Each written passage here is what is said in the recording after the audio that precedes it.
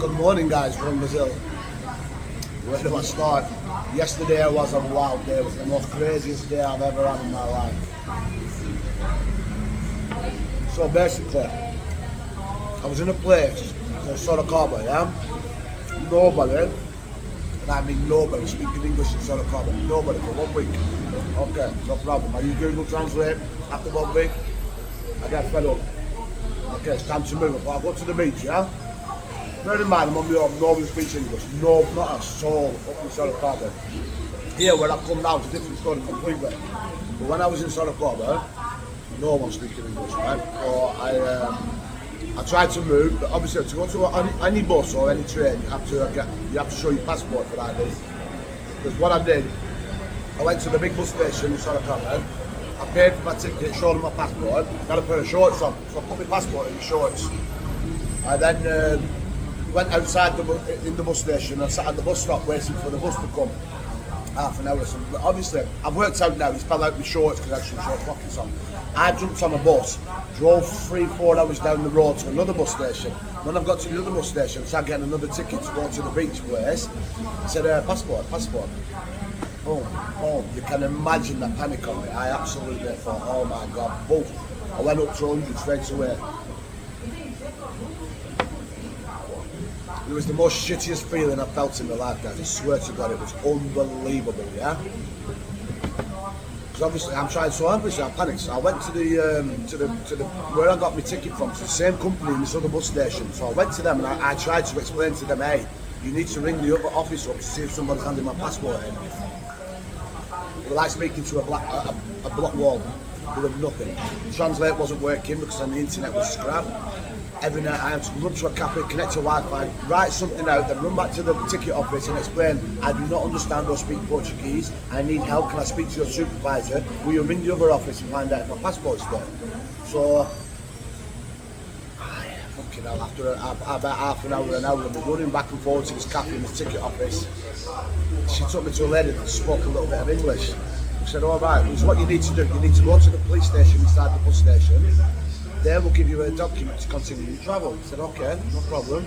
But I said, no, fuck travel, I don't want to travel no more. I don't want to speak English in this country, I want to go home, I've had enough, I'm finished, yeah?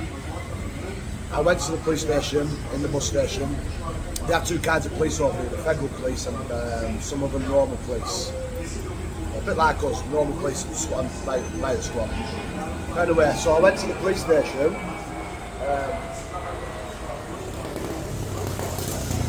Hello, you speak English? Nothing. No English at all. It's okay, alright, no problem. But I had no signal. So I had to run back to the cafe, write a big paragraph and say, listen, I've lost my passport at this bus station. The people at the other bus station rang them, it's not there, I can't find it, I need emergency travel document. I want to go home. How do I get to the airport? And I want to go home, can you give me this thing? The policeman said, okay, come with me. I said, go to the we can't give you this ticket, you have to go to the airport and go see the federal police, different kind of police. Okay, no problem. I went to the federal police, in fact, he took me down this train station, inside the bus station, we're massive. Got through all these gates, so I didn't have to pay anything. You can see I was distressed, obviously. So then one second guys, a lot going on around me, so I'm just trying to look around in the curtain. So we just snatched phones around here at the front, so I've got the phone next to the shop, next to the front, looking at lunch. So obviously an opportunity. So I said, believe me, someone take my phone, I'll go running straight after them, I chase them for half an hour. When I get hold of them, I'm ready to face on top of them. Back to the story. So anyway, the policeman took me to the train station and said, hey, get on this train, 3 stops. They couldn't speak English, he's showing me 1, 2, 3, 1, 2, 3. Airport, okay, no problem. Federal police, okay, I understand. He wants me to go see the federal police to get the ticket, okay. I jump on this train, he come running back on the train. Then I checked with the company, no passport's been handed in, but I found 2 English speaking people for you. Oh no, he said, come. So he took me further up the train, there's 2 people saying, hey, you speak English, are you okay? I'm like, wow, you speak English, amazing, crazy. So I was talking to these people from Brazil, they were just on the way to the airport, they were going to travel Europe. So while they were going to the airport, this lady and this man, they were so nice, they was ringing the ticket office, the bus office was property. They was trying to find out if I could get this ticket from the airport, the federal, whether I need to go to the embassy. They said, we don't actually know, we tried to research, your passport's definitely not there, but we've got a friend who works in that place, so we'll get our friend to have a proper search tomorrow and we'll get back to you. I've heard back from my friend, there's been no luck, so I give up with the photo passport. Okay, I'm a little bit upset because it was full, I had a couple of pages left. it just reminded me when I got a bit down, I could look at my passport and say, fucking hell, I've had some memories in that passport. I've been some places, you know what I mean? Anyway, back to the story, I'm walking straight off me. So I get to the airport, oh my God, so as you can imagine now I'm frustrated. I've been trying to speak with people for hours. I can't use my Google Translate, I'm no wife, but the days have been ticked up. I've been travelling all day from here, 50, 60 miles to the airport, then here, then there, it was non-stop all day. So when I got to the airport, I was fed up, yeah. I had 4 bags of weed in my pocket. I wasn't bothered. I walked straight into the police station. Oh, I could smell this weed on me. But I wasn't bothered. That wasn't my concern at that point. I just said, hey, I need a document. I want to go on the airport. I want to go home. You know what I'm saying? I don't understand. Not going there, no. You have to get an embassy. Only the embassy can give you a document. She wrote it out to me and said, we can only give this document if someone's died who's from England and someone's with them. We give it all the only time we're allowed to give the document. Otherwise, you have to go to the embassy. So, okay, no problem. So off I went. From the airport, I got an Uber, it's like an hour and a half away, down to the embassy. I pulled up to the embassy last night. I got up to the embassy, what, 5, 6 o'clock last night, 10 o'clock your time, or 11 o'clock, I don't know. I bought straight across the road from that. I thought, okay, I'll go get the Wi-Fi, I'll find the hotel that's in the vicinity, I'll book the hotel, and then I'll go straight to the embassy in the morning, yeah? I couldn't find a hotel anywhere near this place, nowhere near it. So what I ended up doing, I found a hostel. It was called Party Hostel. Hostel Party, something like that. I thought, it's just a name, it's not going to be anything. Listen, I've been about to some of these places. They're not big parties. Well, right, I tell that back, they are big parties, but up until last night, I like, these people don't know what party is, you know what I mean? So anyway, I jumped in this taxi. Oh, fuck it, man, let me show you. Where is it? No, it's too far away.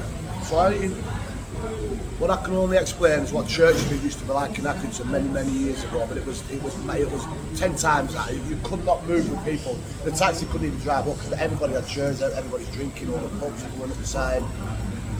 My hostel was in the middle of this crowd somewhere. I'm like, what the fuck? Obviously I'm pissed off. I'm like, I just want some Wi-Fi. I just want my room and a bed. Someone to put my stuff down to be carrying it around with me all day. I just want to sit down, have a beer and a fag. Obviously I'd had a beer and a fag at the place across, the cafe across from the embassy. So I'd had a couple of beers. I booked the hotel and thought, right, go and put my stuff down, get a shower, go and have a beer. I was in the mood for a beer. I thought, fuck this, I need a beer, man. I've had a stressful fucking day. Oh my God, I turned around, I come onto this corner, this taxi stopped.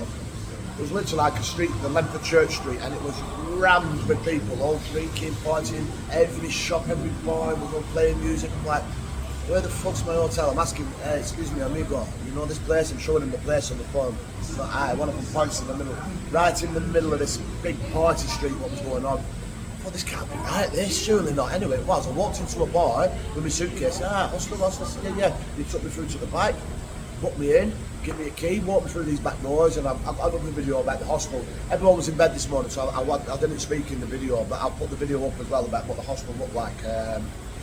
Wow. So you walk into this hostel, and there was a bar in front of me, a bar to the side of me, a bar behind me, some stairs, and a big massive bar full of a dance floor upstairs. It was mental last night, but the craziest thing where I put my stuff in the room, bear in mind, I've not spoken English for 1 week with anybody. I'm getting so frustrated. I was ready to come home. I thought, you know what, fuck this. I can't speak, no one's speaking English. Fuck this, I'm going home, you know what I mean? Oh my God, they had this night on, and it was a special night. They do it once a week, I found out. So I've spoken to a couple of locals that live around here. One Turkish lad, Ukrainian lad, Russian lad. They're all been living here like 6 months, 1 year and that, and they go to this event every week, and it's what they do. You walk in, and whatever nationality you are, whatever you can speak, you put the sticker on your chest. So yesterday I was in a student club and I sat there with one sticker on, because in our country they all teach us one language, so I sat there with a sticker on saying British flag. Everybody else had 3 or 4 stickers on, Brazil, Spanish, Portuguese. Some people had a big chest full of stickers. I thought, fucking hell, it shows you what how many languages they can speak. I look stupid, but I tell you what, guys. I asked the guy what's going on, why all these women coming up to me, all these Brazilian women are coming up to me going, hey. Obviously they're quite rowdy with their friends and that. One woman jumped straight on top and started kissing me like, what the fuck, man, what's going on here? And then afterwards I said to this guy, I said, hey, what's going on with all these women, man, why? I've never, obviously Thailand they like this a bit with me, but I never experienced it anywhere else. You know, it's because you've got the British fucking thing on, they love British boys and that, well. So yeah, all the Brazilian girls come down to the spot every week trying to find the foreigners, like the European boys and that. So the guys going, I'm sticking with you. All the women are going to come with you tonight. I'm like, what? Are you mad? Sure enough, well, I went upstairs and walked with a couple of boys, chatting away with these boys, drinking away, Bam, bam, I'm like a fucking magnet. I don't know what was going on. I'm like, what the fuck's strange? Obviously, last time I experienced something like that was Thailand, but obviously they've got ulterior motives in Thailand. It's all about the cash in Thailand. He is not so far. He is pretty much the same, but it's not as focused. Whereas in Thailand, they're 100% into the money. You know what I mean? And there you try to take my phone out, chase your baby street, and you move fucking around. All that's it. I see him looking. They look at me as if to say, he'll catch me or he'll find me, that fucker. Anyway, so I had the worst day possible yesterday. But then come the end of the day, it turned into the best night, because when I walked into this club, there was into the hostel, there was 3 or 4 boys, hundreds of people, all wearing these stickers, and every one of them had either an American sticker or an English sticker. I was able to, I didn't use Google Translate once. I was speaking English all night long to different people. Even the Brazilian girls were speaking clear English. I'm like, I was explaining my story and the week that I've had up in Sorocaba, and they're going, what? You went to Sorocaba? What are you doing in Sorocaba? I said, oh my God, they don't understand that. I had friends that were staying there, tried explaining the story.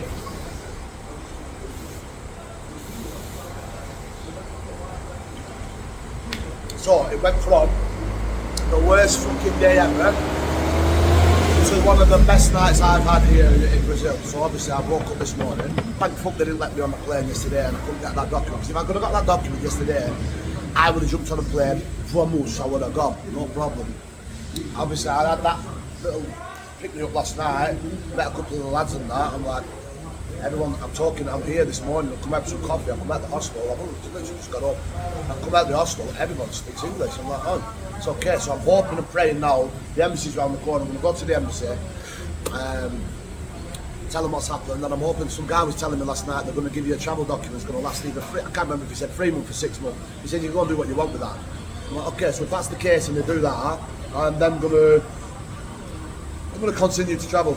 No point me going home, wasting money, wasting more money on plane fares and emergency this and no, fuck that. I'll stay around here for the beat, and then I'll find a way to go to where I was going to the beaches back in Ubatuba. I think I'm going to go back to Ubatuba, we've got some nice beaches up there. But again, there's no tourists in Ubatuba, so I'm going to struggle again with the language. So I think I'm going to do a few days here, figure a plan out. All depends on what the embassy says. I need to go to the embassy now and find out what they're saying.